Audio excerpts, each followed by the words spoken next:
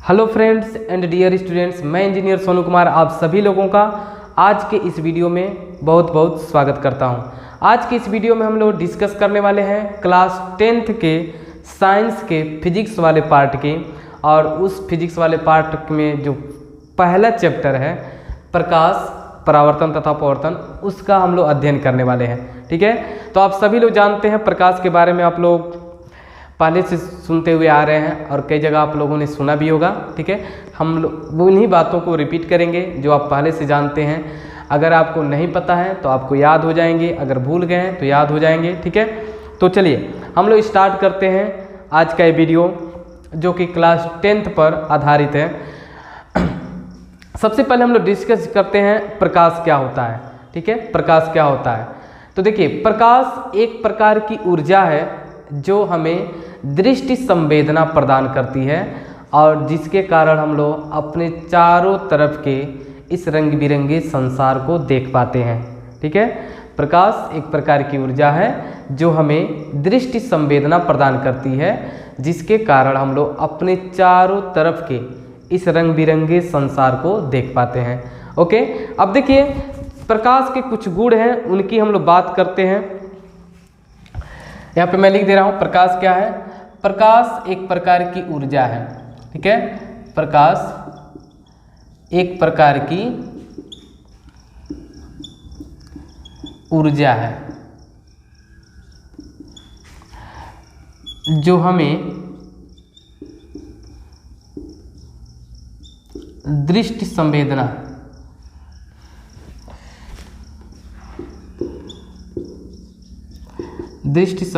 प्रदान करती है।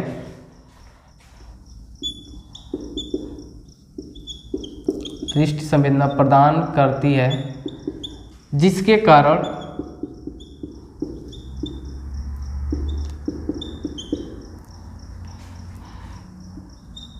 हम वस्तुओं को देख पाते हैं, वस्तुओं को देख पाते हैं।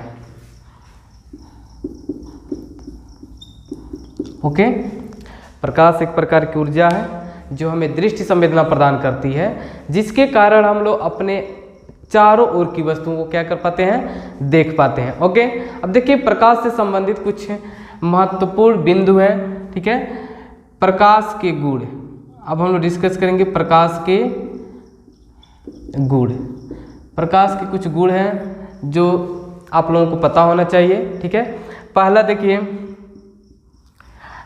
प्रकाश एक वैद्युत चुंबकीय तरंग है। प्रकाश एक विद्युत चुंबकीय, ध्यान दीजिएगा, विद्युत चुंबकीय विकिरण है।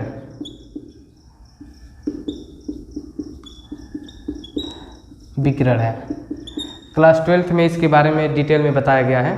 ठीक है, दूसरा है प्रकाश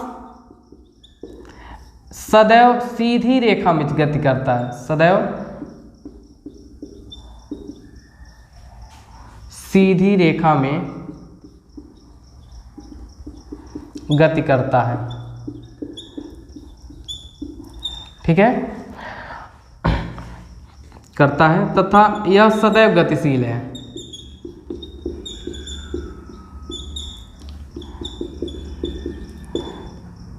सदैव गतिशील है। सदैव गतिशील का मतलब एक कभी रुकता नहीं है, हमेशा चलता रहता है, ऑल टाइम। ठीक है, दूसरी बात है प्रकाश एक विद्युत चुंबकीय विकिरण है। ठीक है, और इसके संचरण के लिए माध्यम की आवश्यकता नहीं होती है, यह निर्वात में भी गमन कर सकता है। ठीक है, तो प्रकाश निर्वात में भी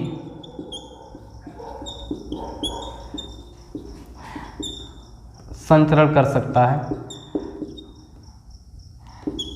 संचरित हो सकता है। ठीक है, निर्वात में प्रकाश की चाल आप सभी लोगों को पता होगा, बहुत आम बात है। निर्वात में जो प्रकाश की चाल है वो कितनी है,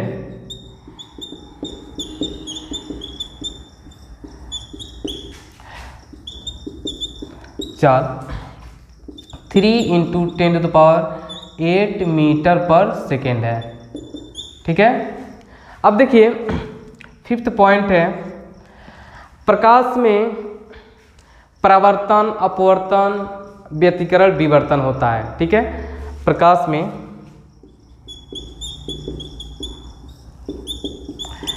परावर्तन, अपवर्तन, व्यतिकरण तथा विवर्तन होता है।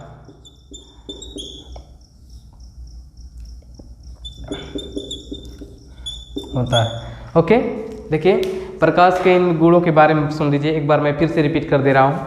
प्रकाश एक विद्युत चुंबकीय विकिरण है, ठीक है, जिसमें वैद्युत क्षेत्र और चुंबकीय क्षेत्र दोनों एक साथ कंपन करते हैं। इसके बारे में लोग क्लास 12th में डिटेल में पढ़ेंगे।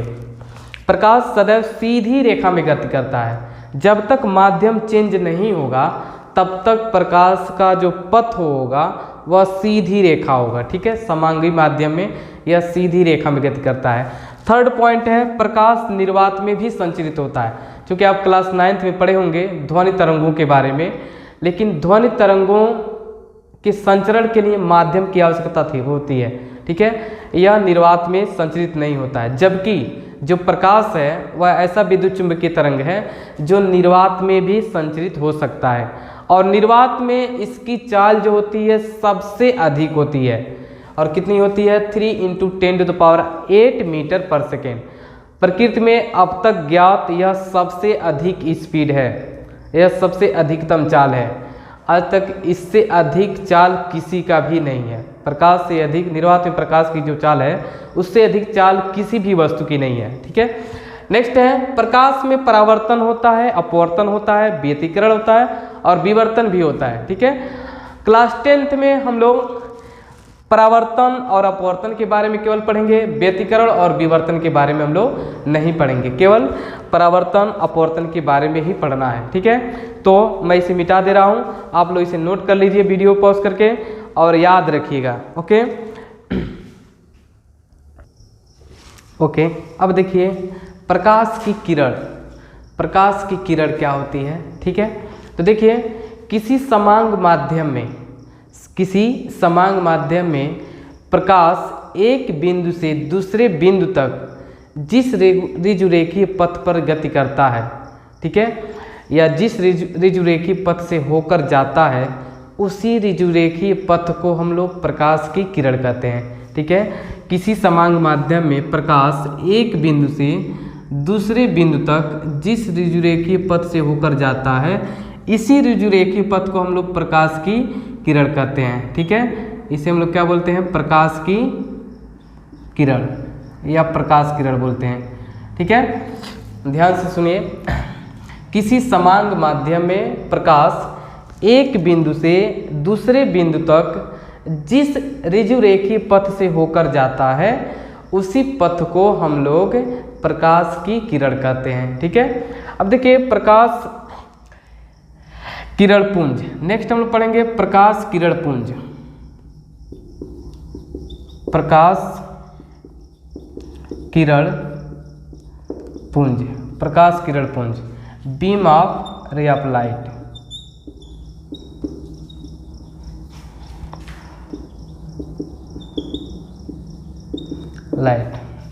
प्रकाश किरण पुंज, देखिए एक ही दिशा में गतिशील प्रकाश किरणों के समूह को प्रकाश किरण पुंज कहते हैं। जैसे एक ही दिशा में, ठीक है, यहाँ पे जो प्रकाश किरणें हैं, बहुत सारी प्रकाश किरणें एक ही दिशा में गतिशील हैं, तो इनको हम लोग क्या बोलेंगे? प्रकाश किरण पुंज कहेंगे। प्रकाश किरण पुंज 3 प्रकार के हैं। ठीक है, एक है समांतर प्रकाश किरण पुंज, समांतर प्रकाश किरण पुंज, ये समांतर प्रकाश किरण पुंज। समांतर प्रकाश किरण पुंज में क्या होता है? सभी जो किरणें होती हैं एक ही दिशा में गतिशील होती हैं और सभी किरणें एक दूसरे के समांतर होती हैं और बराबर बराबर दूरी पर होती हैं, एक दूसरे के समांतर होती हैं। ठीक है, तो प्रकाश की ऐसे किरणों के समूह को जो एक दूसरे के समांतर होती हैं और एक ही दिशा में गतिशील होती हैं, उन्हें हम लोग समांतर प्रकाश किरण पुंज कहते हैं। दूसरा है अभिसारी प्रकाश किरण पुंज, अगर एक ही दिशा में गतिशील प्रकाश की किरणें किसी एक बिंदु पर जाकर मिल जाती हैं तो ऐसी किरणों के समूह को हम लोग अभिसारी प्रकाश किरण पुंज कहते हैं। देखिए, एक ही दिशा में गतिशील अगर किरणें किसी एक बिंदु पर जाकर अभिकेंद्रित हो जाती हैं, ठीक है, उन्हें हम लोग अभिसारी किरण पुंज कहते हैं, अभिसारी प्रकाश किरण पुंज कहते हैं। ओके, नेक्स्ट है अपसारी प्रकाश किरण पुंज। किसी बिंदु से स्टार्ट होकर अगर प्रकाश किरणें ऐसे दूर दूर होती चली जाती हैं, ठीक है, तो ऐसी प्रकाश की किरणों को हम लोग क्या बोलते हैं? अपसारी, अपसारी प्रकाश किरण पुंज कहते हैं।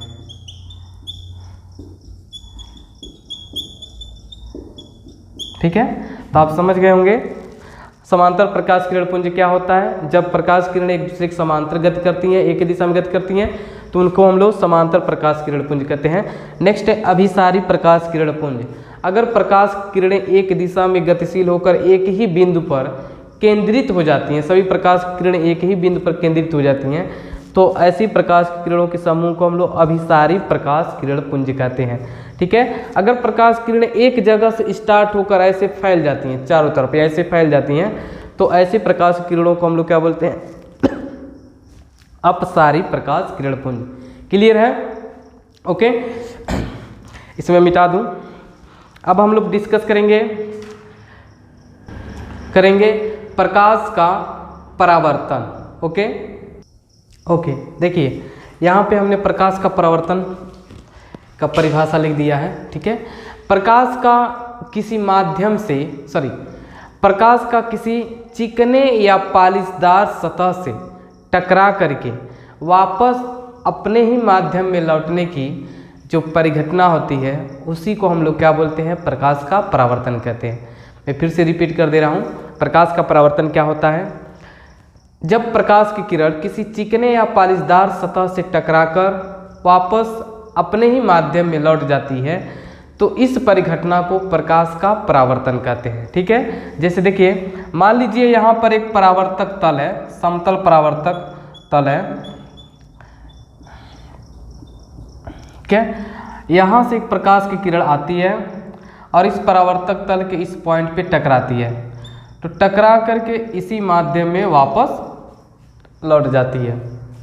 यहाँ पे देखिए, यह प्रकाश की किरण आ रही है और इस परावर्तक तल से टकराकर वापस उसी माध्यम में क्या हो जा रही है? लौट जा रही है। तो इस परिघटना को हम लोग क्या कहते हैं? प्रकाश का परावर्तन कहते हैं। अब देखिए, यहाँ पर जो किरण आ रही है, इस परावर्तक तल की तरफ आ रही है, इसको हम लोग बोलते हैं आपतित किरण, आपतित किरण। और टकराने के बाद जो किरण वापस लौटती है, उसको हम लोग बोलते हैं परावर्तित किरण। ओके, और जिस बिंदु पर टकराती है उसको हम लोग बोलते हैं आपतन बिंदु, आपतन बिंदु। ओके, देखिए, आपतन बिंदु से होकर जाता हुआ और परावर्तक तल के लंबवत एक लाइन खींचते हैं। आपतन बिंदु से गुजरते हुए परावर्तक तल के लंबवत एक लाइन खींचते हैं और इसको हम लोग बोलते हैं अभिलंब,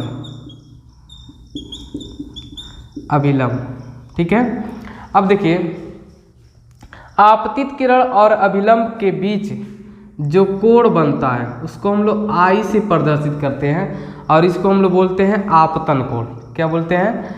आपतन कोण,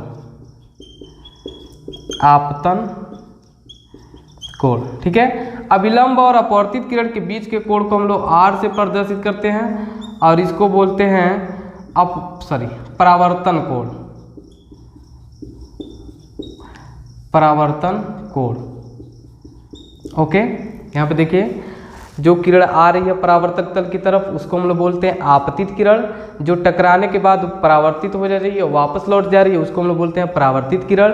ठीक है, जिस बिंदु पर परावर्तक तल की जिस बिंदु पर आपतित किरण टकराती है उसको हम लोग बोलते हैं आपतन बिंदु। ठीक है, आपतन बिंदु से जाता हुआ परावर्तक तल के लंबवत एक लाइन खींचते हैं जिसको हम लोग बोलते हैं अभिलंब। ठीक है, ये क्लियर है। यहाँ पे परावर्तन का नियम आपको प्रकाश का परावर्तन आपको समझ में आया।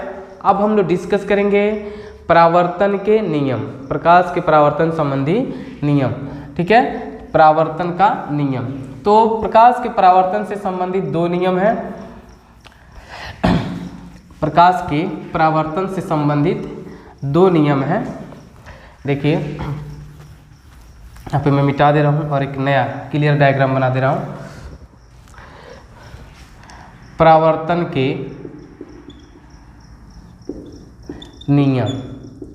ठीक है, तो प्रकाश के परावर्तन संबंधित दो नियम है। प्रथम नियम क्या है? प्रथम नियम देखिए, प्रथम नियम एक आता है आपतित किरण, परावर्तित किरण और अभिलंब तीनों एक ही तल में स्थित होते हैं। ठीक है, जैसे यहाँ पे व्हाइट बोर्ड का तल है, यहाँ पे मैं परावर्तक तल बना दे रहा हूँ एक। यह आपतित किरण है और यह परावर्तित किरण है और ये हो गया अभिलंब। तो देखिए प्रथम नियम क्या कहता है? आपतित किरण, परावर्तित किरण तथा आपतन बिंदु पर अभिलंब तीनों एक ही तल में स्थित होते हैं। यानी कि अगर इधर से हम लोग देखेंगे तो तीनों एक ही सीध में दिखाई देंगे, एक ही सीध में तीनों दिखाई देंगे। ये है परावर्तन का प्रथम नियम। ठीक है, आपतित किरण, आपतित किरण, परावर्तित किरण तथा अभिलंब तीनों एक ही तल में स्थित होते हैं। तीनों एक ही तल में स्थित होते हैं। ठीक है, द्वितीय नियम क्या है? देखिए परावर्तन का द्वितीय नियम क्या है? आप सभी लोगों को याद होने चाहिए प्रथम नियम और द्वितीय नियम परावर्तन के। ठीक है, देखिए ए वाला जो कोण है वह आपतन कोण आई है और ये वाला जो कोण है परावर्तन कोण आर है। ठीक है, तो द्वितीय नियम एक आता है आपतन कोण सदैव परावर्तन कोण सदैव आपतन कोण के बराबर होता है। ठीक है, द्वितीय नियम के अनुसार परावर्तन कोण सदैव आपतन कोण के बराबर होता है। आपतन कोण के